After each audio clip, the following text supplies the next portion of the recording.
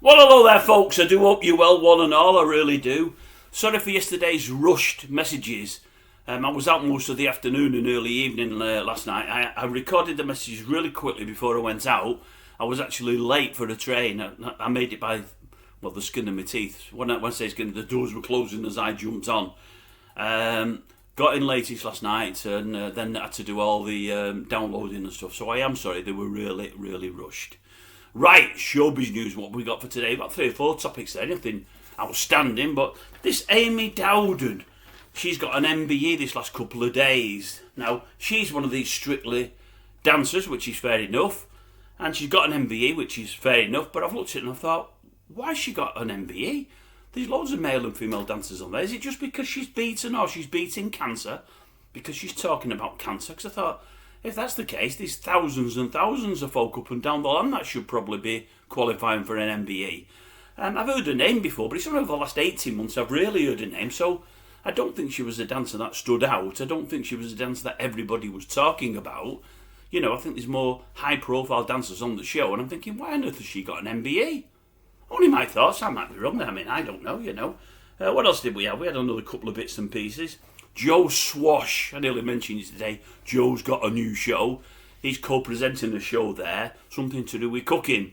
Batch cooking and then freezing it on a budget, I think, to help families struggling in these financial times. And I thought, here we go.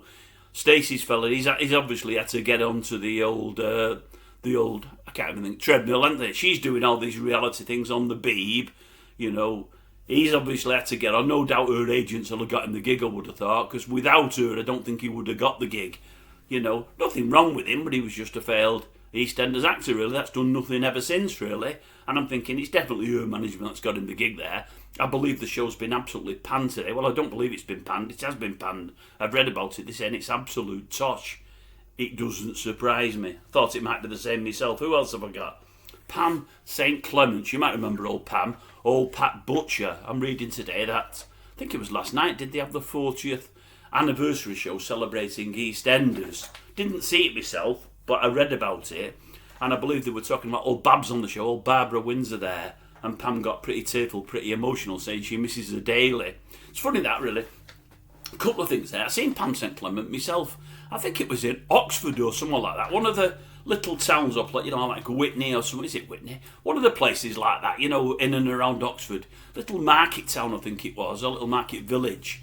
About 15 years ago now, I was working away for a company. I can't even remember which company it was. But I was staying in digs around that area and working that town, and I walked past her one day. I don't know why I'm telling you that, because I didn't do anything. I never said out to her. She never said out to me. She never knew me. I knew her. She never knew me. Yeah, it's really weird. As I was going to bed last night, it was late on. It was about 1:15, if memory serves, I think. And there was an old show of the old, is it the Who Do We Think We Are? Maybe it was linked to the EastEnders theme of the night. And old Babs was on there, old Barbara Windsor. She was the person in question. And I thought, this looks like it's been filmed a few years ago. You could just tell by the filming and the techniques. And obviously, Barbara's been dead a while now. And obviously before that, she had Alzheimer's. But I'm watching it, and I watched 5 or 10 minutes of it. I found it pretty interesting. But I liked her in it. She looked really, really good. She looked really good, really, really healthy, particularly healthy. And I was looking at her face, and it was barely lined. I thought, you're looking good, Babs, whatever age you are, because I knew it was a few years ago, but I didn't know how many years ago. And before I went to bed, I thought, I'm going to have to go on the internet and find out when this was filmed. And it was 2006, so we're looking at 19 years ago. Now, obviously, she's been dead. Is it a year or a couple of years now? Time flies. At least a year, I would suggest. I think she had the Alzheimer's for sort of 4 or 5 years that we knew about. She probably had a year or two before that we didn't. And I was thinking, only 19 years ago, she looked absolutely brilliant. Brilliant looks-wise. Up here, seemed dead sharp and really spot on. And you think to yourself, probably only a few years after that, the old Alzheimer's hit her, and she went from what she was to what she became, and it's just surprising how it sneaks up on you. You would have never thought watching that show she'd ever suffer from anything like that. It's strange, isn't it, really? Really strange. What else did they have? I had another couple of bits and pieces. Who did we have? There was somebody else here. Gino Di Campo. His missus has said she's sticking by him. I thought, well, she will. He's worth a few quid at the moment. until all the gigs dry up and everything fails. At the moment, he's doing okay. Let's see if she sticks with him when the gravy train comes to a halt. It's the sidings. She might still do, but you never know. And lastly, a bit of sad news. I say sad news. Sad and surprising to me. Surprising because I didn't know who he was. I knew his mush, knew his face, didn't know his name. Julian Holloway. Julian Holloway has died, sadly. I think he's in his 80s, so he's had a good knock. Don't worry about that. Now, I knew his boat race straight away. He's been in about 7 or 8 carry-on films. And he's done all your other films like The Saint and Minder. Not films, shows and you Sweeneys and all them. He's done loads and loads and loads of TV over the years. But a fair few films. As I say, knew him straight away. Sad loss, but he's pictured there with the model and it says, I bet you can't guess who his model daughter is. And I thought, well, I don't know, although I think I know her face. Anyway, opened the caption up and is it Sophie Dahl?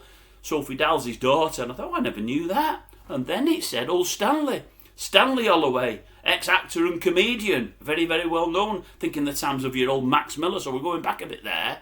That was his dad. I thought, I never knew that. Never knew that at all. Some things that you learn that you didn't know, or that you not learn, that you read that you didn't know. On the back of that, I'll give you one more. In fact, I'll tell you what, don't anybody go looking, and I'll do the looking if I think on tonight. No. Bugger it. You go looking if you want to, folks. If you see this video, go and look in. I was listening to something on radio yesterday or day before. I think it was yesterday. And a song came up, the start of a song. I thought, I like that song.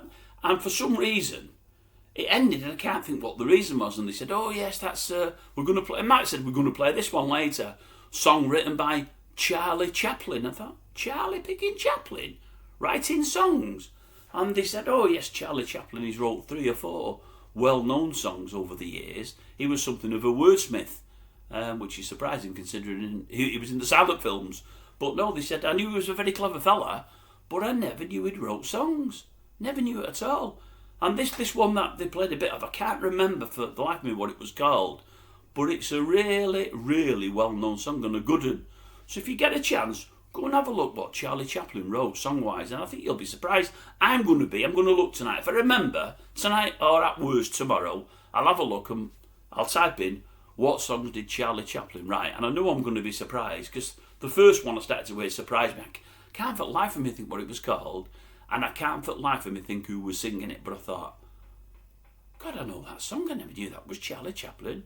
I was shocked, folks. I was really, really shocked. I also heard today that Rob Beckett is giving up his gig there at Radio 2 to tour. And I thought, you see, Paul wouldn't have done that, old Paul O'Grady. He's the guy that Paul ended up sharing the airtime with. I mean, O'Grady was going to leave, I think, at the outset when they give 1 week on, 1 week off to O'Grady. He stayed in the end, but I don't think he was ever happy. BBC, the Radio 2, they pushed him out, O'Grady, totally wrongly. Brilliant at his job, everybody loved him. And then they bring a young whippersnapper in and the audiences fall like they always do when they do this. Yeah, he's leaving anyway now, no doubt he'll be back. Or they'll have somebody else of the same ilk, somebody that isn't really that good, that people don't really like, but they're a well-known name. Right, I'll leave it with you. I'll let you get on. Have a good day, have a good night, and I'll catch you tomorrow.